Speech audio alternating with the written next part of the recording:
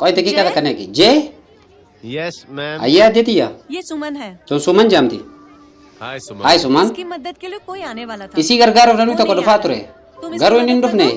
ati isi gargari gaya abo अरे मामू abo isumo help कर दो ना यार। gargarin gaya abo मेरी हिस्ट्री टीचर है यार। barsis tu senati ya yabo isumo okay ma'am. ayya detiya thank you. galatomi वहाँ कहाँ जा रहे हो? khara macho dem tabo यहाँ से शॉर्टकट पड़ता है। asinin kata mura gawo tiffin finish किया? ati अच्छा दीपक lakana कॉलोनी में रहता है ना? fitte abo deepak क्लास के बाहर nidu fature miti तुम उसे kelasi boda mali sa gorsuf dem inni लोग बहाने बनाते mana perumsaan dhufu bar yeroo hunda sababa adda addaa deeffata akkasi And now we have to solve integration of trigonometric functions. Yeah.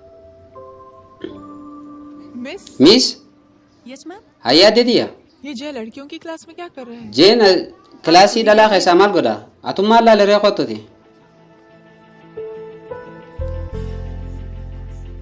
ये लड़की बहुत ही होनहार और intalti tun haalaan cimtuu fi beeytudha को कमी नहीं मानती। hanqina ishiidhaa हमेशा yoomillee hin fudhatu yeroo hunda tokkoffaa baati देखिएगा नहीं लालता। एक दिन ये जरूर अपनी जिंदगी में guyyaa एक साथ tokko बदलेगी। ishiin tun fakkeenya ilma namaa taati ये इसके बाद थोड़ा slow.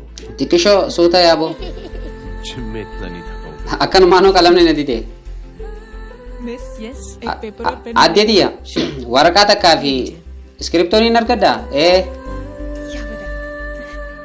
Full stop. Full stop. asumatti dhaabbata Pens down and leave. ayyee hundi keessan waraqaa kannaatii baa Thank you जय। galatoomi jee ये लीजिए। hundoo galatoomi जय jee ये galatoomi क्या है? maali kun स्पेलिंग वगैरह ध्यान से लिखना, बेचारी को fail ispeelingii sirriitti barreessi miskiintitti akka hin आपकी बहन kuffisne ने दिया है। eenyu si kanne obboleettii teeti haalaan